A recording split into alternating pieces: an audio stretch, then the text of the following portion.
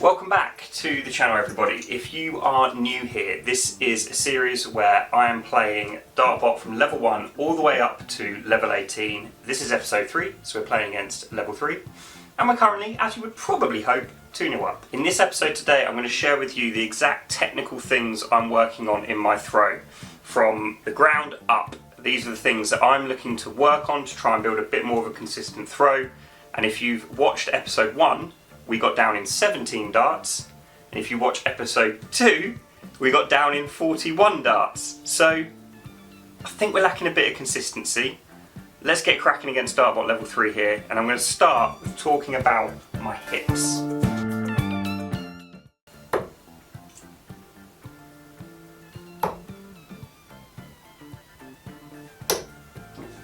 Good.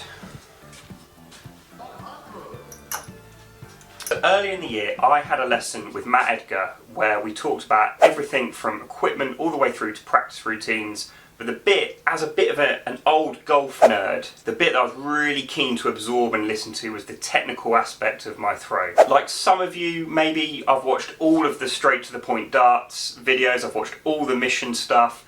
I feel like I know a fair amount about the darts throw technically, as I said, coming from a bit of a golf background, which is a very technical, execution-focused sport. Yet like golf, what I find is what I actually do, the way I actually throw a dart, is very different to how I feel like I throw a dart.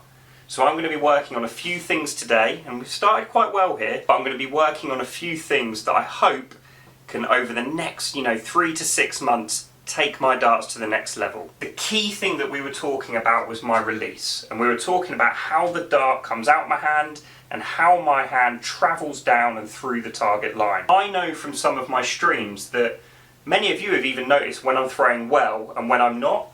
I think it was Oscar in the stream could see my hand against this board, and he knew when I was throwing a good dart and when I was throwing a bad dart. Now my misconception was that the right way to throw the dart was to release the hand and get the hand flicking straight down like this. So after my first lesson with Dan, 18 months prior, I was working really hard to get my hand going this way, straight down the line. Now, that was a virtual lesson. Obviously I didn't get that face-to-face time, I didn't get that conversation. But what I've learned since, particularly being able to spend, a whole morning with Matt, is that getting that handprint correct and getting the right release is actually a consequence of getting some other elements before we release the dart correct. So to begin with, I'll start talking about my hips.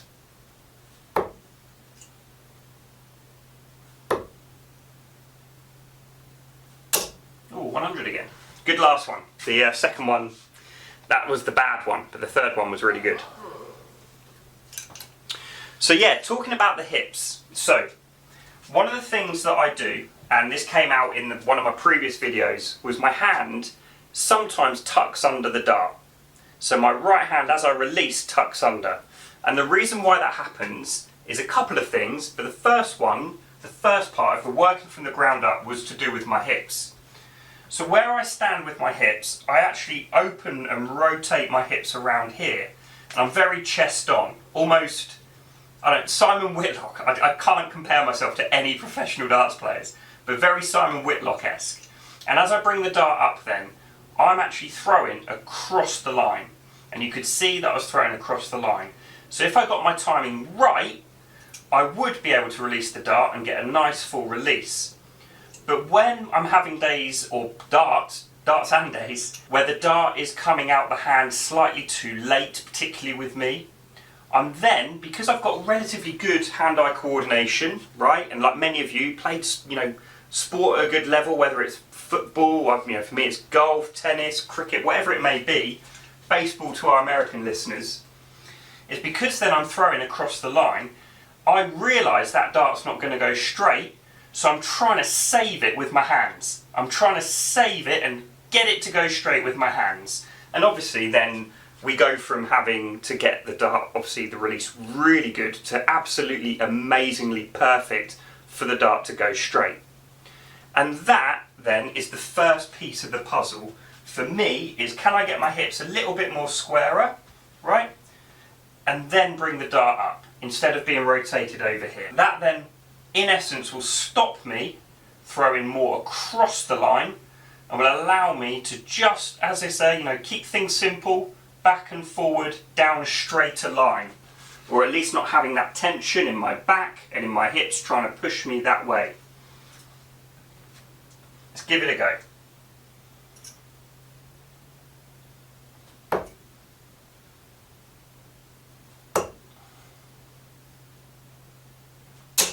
Oh, nearly a few more, 55.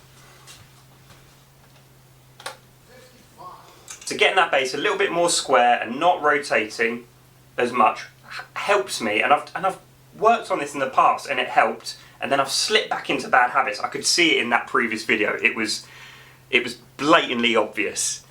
But once we get back here, we'll be able then to bring the dart back and forward a little bit more on a straighter line rather than rotated here and come this way. The other key element then is, once we're lined up, is we do need to use the wrist properly.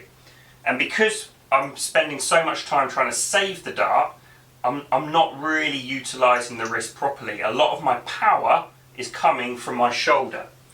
So a lot of the time, and this came out from Matt and he was talking to me, is a lot of my darts fall short of the target when I'm nervous because I don't use the wrist properly through the follow through and the extension after the throw.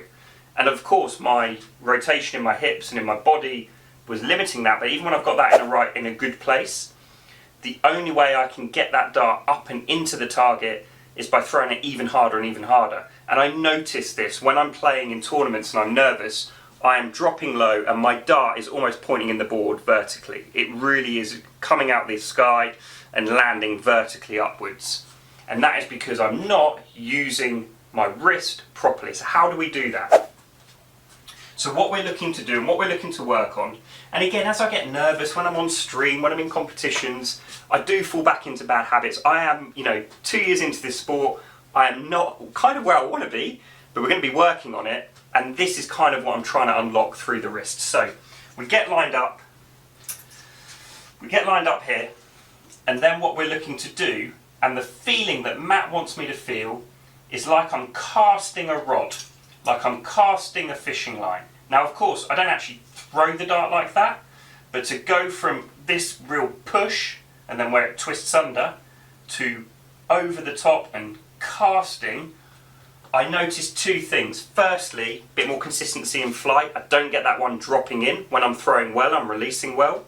And secondly, the dart gets to the board far better. There's a louder thud into the board. It's way more consistent how it lands in the board. And that one that drops, like the second dart in my previous throw, it doesn't happen when I get it right. So let's give that a go. So we're getting our hips in a nice position. We bring the dart up, and then we want to feel like we're casting like a fishing rod.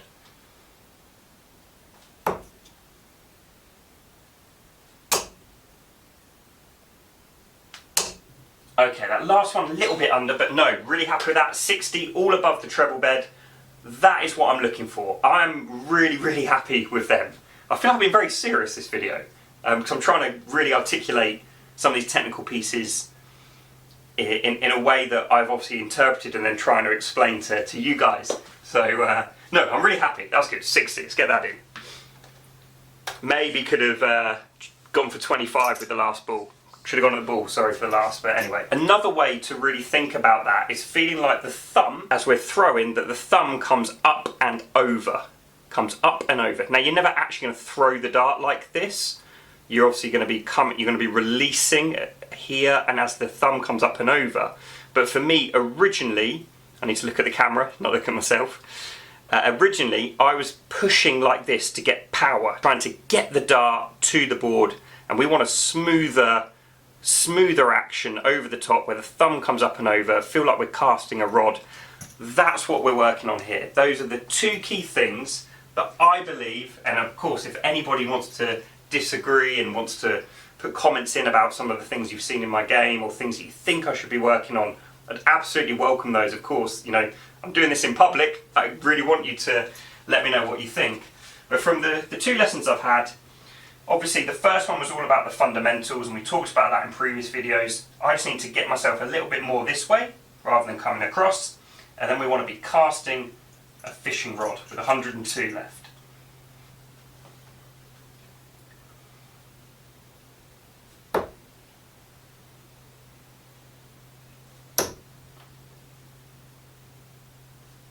Oh, that would have been so good. That would have been so good. Nearly, nearly. Love the bullseye though. That was cracking. You can kind of tell since the last video I've been really working quite hard on this because, oh man, I could tell when I was filming the second video where we were talking about my grip, I was aware I was throwing it really badly, but I was like, well, I'm in the middle of filming. I want to give you guys a true reflection of my game. So we'll just battle through it. I watched it back, read through some of my notes from Matt and watched my video with Dan. And I was like, oh my gosh, even after all this time, I'm going back into bad habits. And it's so easy to do, so easy to do.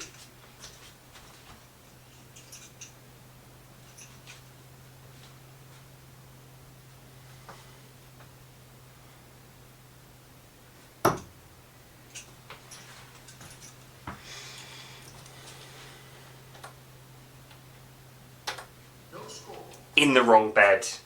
I would have loved to have got that. In the wrong bed.